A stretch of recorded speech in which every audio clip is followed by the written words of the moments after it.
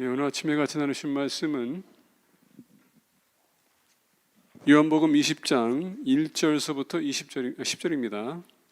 요한복음 20장 1절서부터 10절입니다.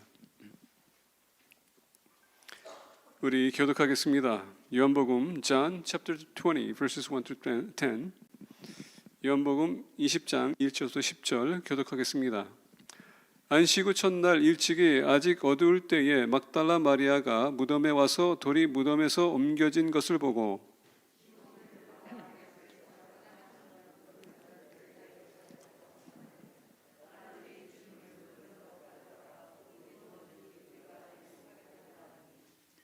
베드로와 그 다른 제자가 나가서 무덤으로 갈새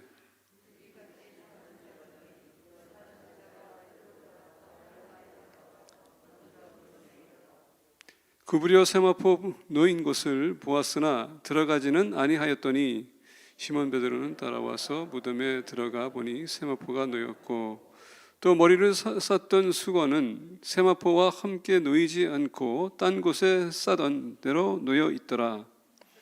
그러면 저 같은 다른 제자도 들어가 보고 믿더라. 그들은 성경에 그가 죽은 자 가운데서 다시 살아나야 하리라 하신 말씀을 아직 알지 못하더라. 두 제자가 자기들의 집으로 돌아가니라. 아멘.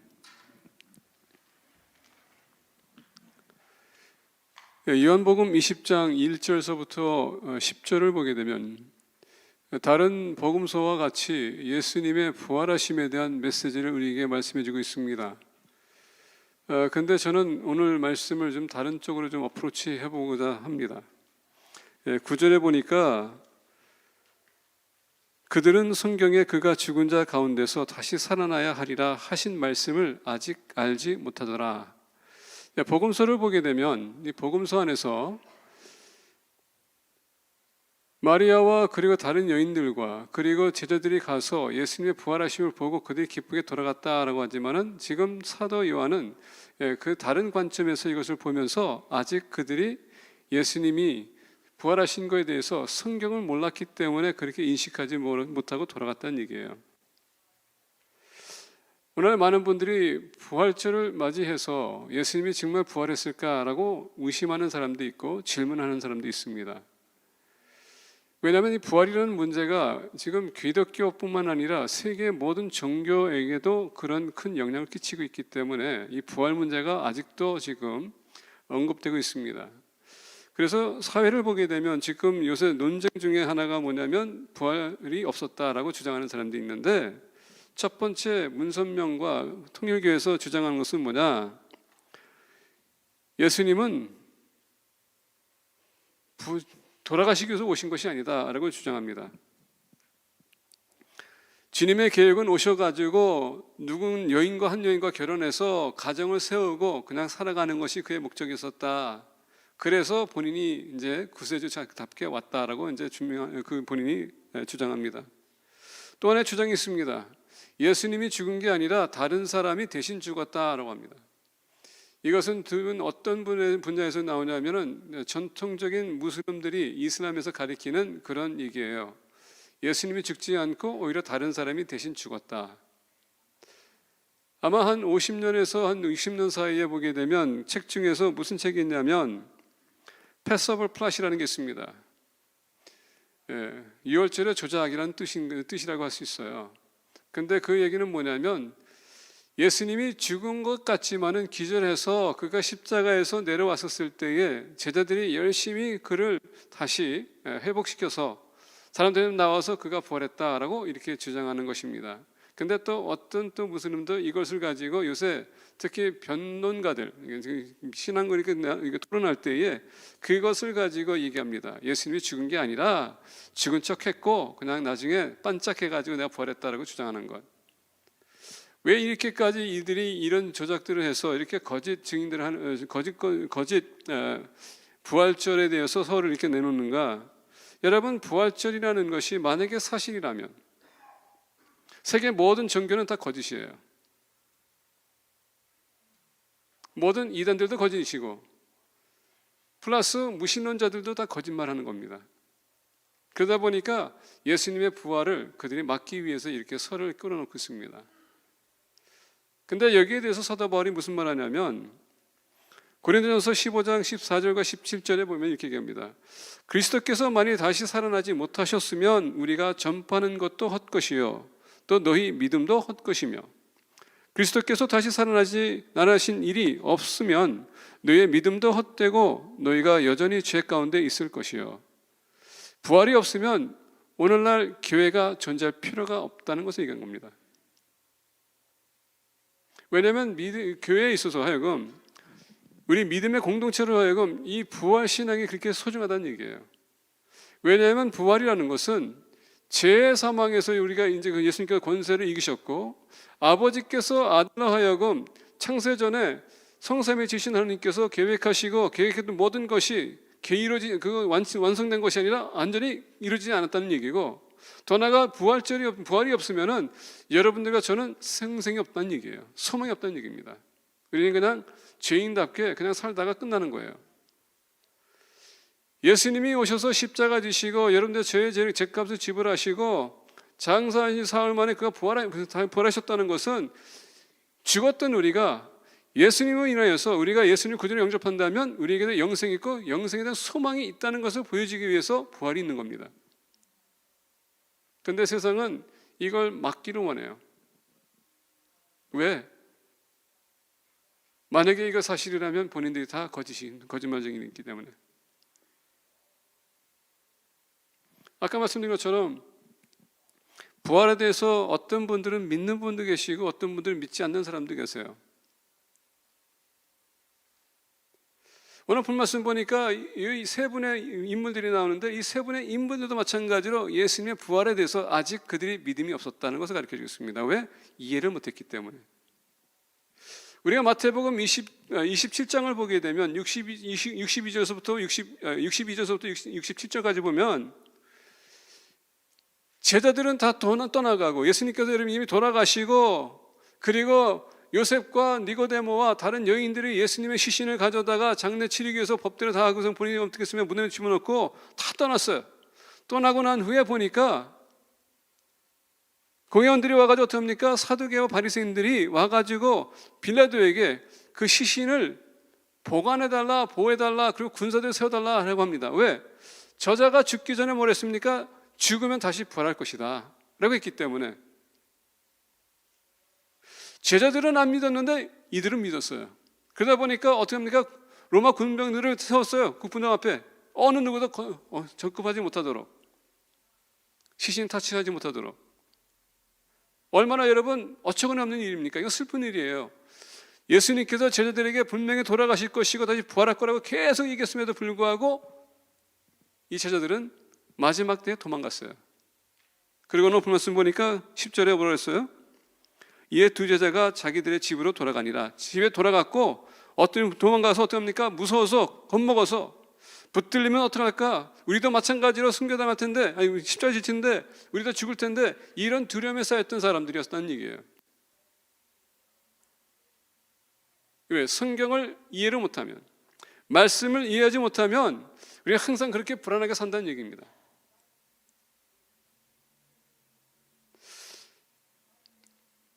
오늘 구절로 인하여서 그들은 성경에 그가 죽은 자 가운데서 다시 살아나야 하리라 하신 말씀을 아직 알지 못하더라. 알지 못했기 때문에 따르는 현상들이 있어요. 그것을 우리가 같이 보기 원합니다. 첫 번째는 보면 1절과 2절 보니까 이렇게 얘기해요. 안식 후 첫날 일찍이 아직 어두울 때에 막달라 마리아가 무덤에 와서 돌이 무덤에서 옮겨진 것을 보고, 자, 안식 후 첫날이나 뭡니까? 주일날 이 여인이 막달라와 그리고 다른 복음서에 보니까 막달라뿐만 아니라 다른 마리아들이 있는데 그들이 와가지고 지금 시신을 그들이 다시 정리하려고 했습니다. 왜? 예수님이 금요일날 오후에 3시 돌아가셨습니다. 그리고 오후 6시서부터 그 다음날 오후 6시까지가 안식일이에요. 이스라엘 백성들에 하여금 안식일에는 절대 부정한 것이 있어서는 안 됩니다. 그래서 어떻게 합니까? 시체를 빨리 그것을 정리해야 돼요. 그러다 보니까 요셉이 빌라도한테 가서 그 시신을 달라고 했더니 죽었는지 안 죽었는지 죽은 것을 확인하고서 어떻게 했습니까? 그 시체를 넘겨줬다고 했습니다. 자, 3시에 죽고서는 6시에 빨리 쳐야 되는데 시간이 너무 촉박했기 때문에 그들이 제대로 장례를 치르지 못했다는 얘기예요. 그래서 그 다음날 보니까 그 다음날 주일날 여인들이 가가지고 시신을 다시 한번 그들이 정리해서 그들이 다시 정리하기 위해서 왔다는 얘기예요. 근데 오늘 말씀 보니까 무덤에 와서 들어보니 돌이 무덤에서 옮겨진 것을 보고, 우리가 다른 또 복음서에 보니까는 지진이 일어났다고 했습니다. 그래서 어떻게 했습니까? 그 문이 열렸다라고 합니다. 그리고 거기서 지키던 병사들도 겁먹어서 질려서 어떻게 했습니까? 엎드렸다고 합니다. 마리아가 왔어요. 2절 보니까 시몬 베드로와 예수께서 사랑하시던 그 다른 제자에게 달려가서 말하되 사람들이 주님을 무덤에서 가져다가 어디 두었는지 우리가 알지 못하겠다 하니. 자, 우리가 다른 복음서 보게 되면 마리아가 거기 있었는데 예수님이 와서 마리아야 왜 오냐라고 물어봤다고 했습니다. 자, 지금 사도 요한은 본인의 관점에서 얘기합니다. 그 사건들이 언제냐? 갔다 왔다가 남고 이제 제대로 돌아갔었을 때 그 사건을 얘기하는 거예요. 그러니까 우리가 성경 읽을 때에 우리가 그 연대기를 잘 봐야 돼요. 자, 그러면서 이제 보겠습니다. 2절에서 시몬 베드로와 예수께서 사랑하시던 그 다른 제자. 우리가 알다시피 사랑하는 제자가 누굽니까? 바로 사도 요한을 얘기하는 겁니다. 사도 요한은 항상 자기가 예수님에게 사랑받았다는 것을 그가 과시할 수도 있습니다. 그리고 어떤 면에서 보면 주님께서 사랑했기 때문에 그렇게 볼 수도 있어요. 그래서 우리가 사도 요한 1서를 보게 되면 사랑의 메시지가 많아요. 정말 주님의 사랑을 받았던 자인 것 같아요. 아마 어떤 면에서 보게 되면 사도 요한이 가장 막내라고도 합니다. 그렇기 때문에 막내에 그서 받는 사랑, 내리사랑 받았던 것 같아요. 그러다 보니까 예수께서 사랑하시던 그 다른 제자에게 달려가서 말하되 사람들이 주님을 무덤에서 가져다가 어디 두었는지 우리가 알지 못하겠다 하니.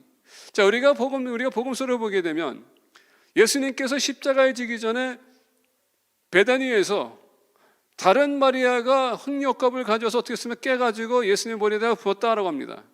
그걸 가로 유다가 보고서 어떻게 했습니까? 그 비싼 거 1년치를 통해서 통틀었던 그 나드라를 사가지고 어떻게 이렇게 허비하는가 알겠습니다. 근데 예수님께서 뭐라 했어요? 이것은 나의 장례를 그 위해서 준비했다라고 합니다. 근데 우리가 누가복음 보게 되면 또 막달라 마리아에 대해서 얘기합니다.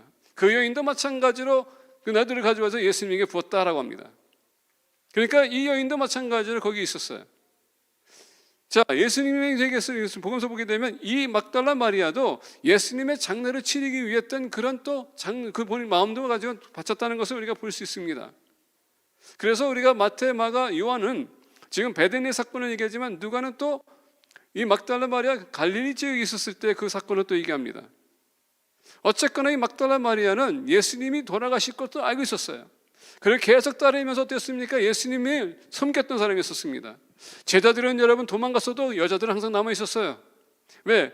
우리가 알다시피 마르다와 마리아를 봤었을 때 그 자매가 예수님께서 그에게 내가 내 생명의 부활이여 생명이니 그랬더니 그것을 했습니까? 믿는다고 했어요. 그런데 이 여인들이 와가지고 지금 어떻게 합니까? 예수님이 무덤이 비었는데 그들이 그것을 기억했어야 되는데 어떻게 합니까? 기억하지 못하고 없다 보니까 2절에 시몬 베드로와 예수께서 사랑하시던 그 다른 제자에게 달려가서 말하되 사람들이 주님을 무덤에서 가져다가 어디 두었는지 우리가 알지 못하겠다 하니. 왜 그것을 믿던 사람이 그렇게 고백했던 사람들이 왜 그들이 예수님께 시신이 없더니 다른 사람들이 가져갈 것이다. 누굽니까? 여기에서 얘기했던 다른 사람들은 그를 지휘했던 종교 지도자들 아니면 로마 병사들 이 가져갔다는 그런 주장하는 겁니다. 그러면서 그 답을 알기 위해서 어떻게 합니까? 이것을 수습하기 위해서 지금 제자들에게 달려갔어요. 왜 그럴까요? 우리는 여러분 수시로 우리 환경이 바뀌거나 상황이 바뀌게 되면 우리가 혼동이 올 때가 있습니다.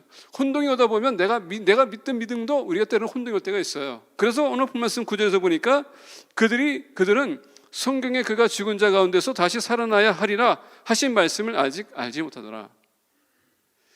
말씀을 그들이 이해했다면 예수님이 부활하신 것을 알 수 있었을 텐데 말씀을 모르니까 어떻게 합니까? 답을 다른 사람들에게 가서 찾기 원했다는 얘기예요. 오늘 우리가 이 불행한 일이 생길 때 말씀이 기억나지 않으면 우리가 가장 빨리 찾아가는 게 누굽니까? 우리가 기도하면 얼마나 좋아요. 믿음이 있다면 기도할 것입니다. 말씀을 통해서 우리가 하나님께서 또 응답을 들을 수 있습니다. 근데 그게 아니라 우리는 하나님 말씀, 우리 하나님 찾는 게 아니라 가장 가까이 있는 사람을 찾아요. 내가 가장 가까이 지내면서 교제하면서 내가 멘토라고 생각하는 사람, 리더라고 생각하는 사람, 우리는 그런 사람들 쫓아갑니다. 만약에 재정적인 어려움이 있으면 어떻게 합니까? 우리가 돈 있는 사람 찾아가요. 우리가 여러분 자녀들이 힘들고 어렵고 우리가 병들어서 어떻게 됩니까? 의사 찾아가야 되겠죠. 근데 우리는 거기에 대해서 기도 한번 해봤습니까? 말씀을 모르게 되면 우리는 답을 다른 데서 찾는다는 얘기예요. 근데 오늘 말씀 보니까 예수님이 십자가 지시고 돌아가셨을 때 도망갔던 이 제자들을 찾아갔어요. 그들이 무슨 도움이 되겠습니까? 여러분, 우리가 예수님께서 그동안 고난주간에서 우리가 봤었을 때에 거기에서 우리가 알다시피 요셉도 그렇고 그리고 니고데모도 있었고 거기에서 여인들도 있으면서 어떻게 했습니까? 그들이 유에게 관찰했다고 했습니다. 어디에 묻었는지 사건과 시츄에이션을 다 알고 있었어요.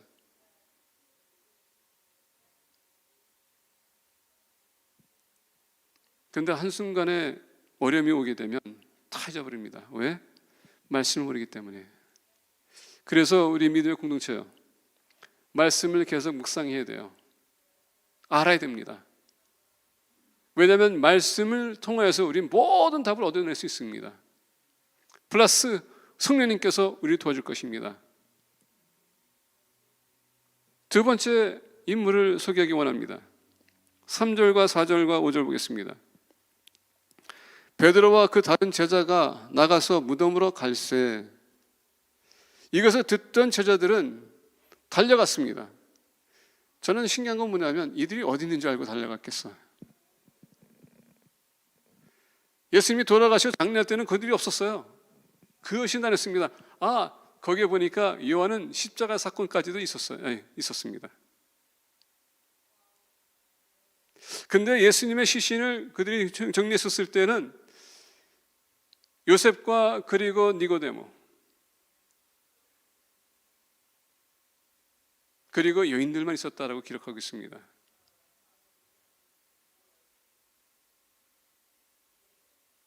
중요한 건 뭐냐면 아무래도 제가 볼 때는 제자들이 가서 어디다 시신을 묻었다고 했었기 때문에 보니까 베드로와 그 다른 제자가 나가서 무덤을 갔어요.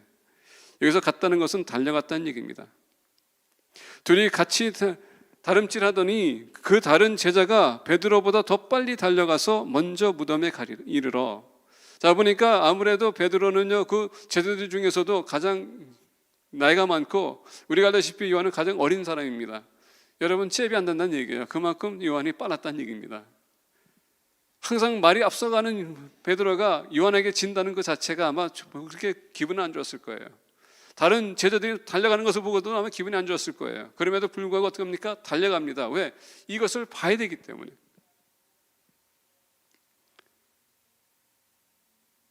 오절 보니까 구부려 세마포 놓인 것을 보았으나 들어가지는 아니하더니. 누가요? 4절 보니까 둘이 같이 다름질하더니 그 다른 제자가 베드로보다 더 빨리 달려가서 먼저 무덤에 이르러. 자, 사도 요한이 먼저 달려가서 먼저 도착해가지고 지금 구부려 세마포 놓인 것을 보았으나 무덤 안에 들어가지 않았다라고 합니다. 왜 그랬을까요? 왜 안 들어갔는지 얘기는 안 합니다. 근데 어떻게 했다고요? 바깥에서 보니까 세마포가 놓인 것을 보았다라고 합니다. 그러나 들어가지 않았어요. 어떤 면에서 보게 되면 그에게는 두려움이 있었을 거예요. 아니면 우리가 전통을 따른다면 율법에서 그 죽은 시신이 들어간다는 것 자체가 부정한 사람이 되기 때문에 그가 안 들어갈 수도 있습니다. 어떤 면에서 보게 되면 예수님의 십자가의 사건을 봤던 요한, 부끄러운 모습으로 죄책감 때문에 안 들어갈 수도 있어요.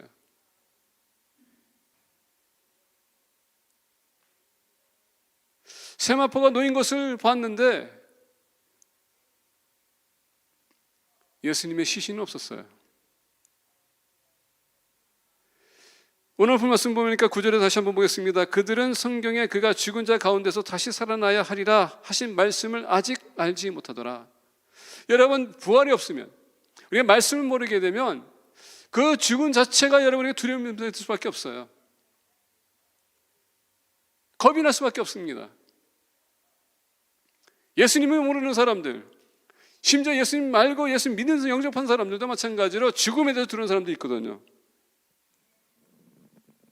왜 그럴까요? 예수님 영접은 우리에게 영생이 있다고 하는데, 그래서 여러분 부활이 필요한 겁니다. 부활이 우리에게 우리 영생이 있다는 것을 증명해 주기 위해서, 더 나아가서 소망을 주기 위해서 준 건데, 부활을 믿지 못하면은 문제가 생기는 겁니다. 자, 부활을 왜 믿지 못했을까요? 왜 두려워서 못 들어갔을까요? 모르니까. 뭘? 말씀을 모르니까. 그래서 우리 믿음의 공동체, 우리는 말씀을 그만큼 더 사모하고 말씀을 우리가 더 알라고 노력해야 된다는 얘기입니다. 말씀은 여러분 우리가 들으면 들을수록 그게 우리의 믿음이라고 했습니다. 믿음이 말씀을 들음으로 온다고 했거든요. 더 많이 할수록 우리 믿음의 성장이 있는 것이고, 믿음의 성장이 있으면 이런 상황에서 내가 두려워하는 것이 아니고, 환경을 돌아보는 것이 아니고, 내가 바로 주님을 바라보는 거예요. 세 번째 사람이 있습니다. 6절서부터 8절 보겠습니다. 시몬 베드로는 따라와서 무덤에 들어가 보니 세마포가 놓였고, 또 머리를 쌌던 수건은 세마포와 함께 놓이지 않고 딴 곳에 쌌던 대로 놓였더라. 그때야 무덤에 먼저 갔던 그 다른 제자도 들어가 보고 믿더라. 자, 지금까지는, 들어가기 전까지는 예수님이 거기 있는지 없는지 확인 안 됐어. 그냥 세마포만 쌓여있다는 것을 봤습니다. 근데 여러분, 아까 얘기한 것처럼 베드로는요, 담대한 사람이에요. 용감한 사람입니다. 항상 앞장서는 사람이에요. 그리고 나이가 제일 많다 보니까 동생들한테 창피한 일은 보일 수 없잖아요. 그러니까 하면서 들어간 겁니다. 근데 여러분, 베드로는 객관적인 차원에서 모든 것을 보는 겁니다. 어떻게? 지금 예수님의 시신이 어디 있어야 되는데, 지금 세마포와 그리고 머리 쌌던 것이 어떻게 차곡차곡 지금 잘 개어 있었다는 얘기예요. 그래서 오늘 본 말씀 보게 되면 6절에 시몬 베드로는 따라와서 무덤에 들어가 보니 라는 단어가 관찰했다는 얘기예요. 무슨 시츄에이션인지 아무것도 얘기하지 않고 일단은 먼저 보는 것입니다. 근데 여러분, 우리가 말씀을 봐도 이해를 못하면 아무 소용없어요. 제가 전에 그러지 않습니까? 세계 종교를 배우기 위해서 제가 일반 대학교를 갔었을 때에 그 교수가 불교였었어요. 성경을 앞뒤로 다 알고 있더라고요. 그걸 강의하고 있더라고요. 질문은 다 대답해요. 근데 여러분, 예수님 영접하지 않기 때문에 그 예수님의 부활하심에 대해서 얘기했을 때는 그거는 픽셔널. 예수님이 여러분 탄생했다는 것 자체로 봤었을 때 그것도 픽셔널. 그건 사실이 아니다. 만들어낸 얘기다. 왜? 말씀을 이해를 못하니까. 진리를 모르는데 어떻게 그가 대답할 수 있을까요?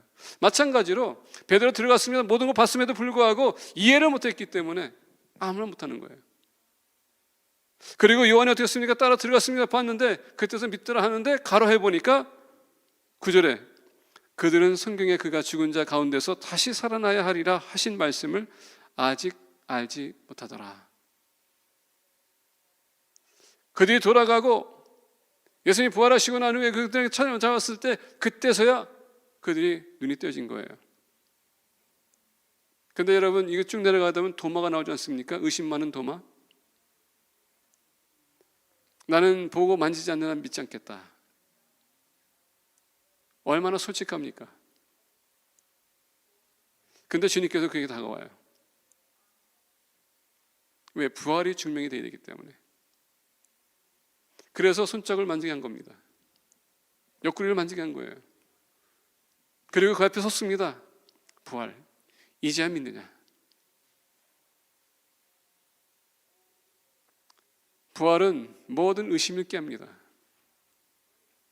부활은 모든 두려움을 여러분 제거해요. 희망이 없을 때 희망을 줍니다. 부활은 우리에게 소망을 주는 거예요. 예수님의 부활이 있기 전까지는 우리는 모두 다 죽었던 사람들입니다. 근데 예수님의 부활이 있기에 우리에게 영생이 있는 거예요. 그 부활절을 여러분들이 오늘만 간직할 것이 아니라 everyday 우리는 그 부활 신앙을 지켜야 되는 것입니다. 그런 공동체가 되기를 예수 그리스도 이름으로 축복합니다. 기도하겠습니다.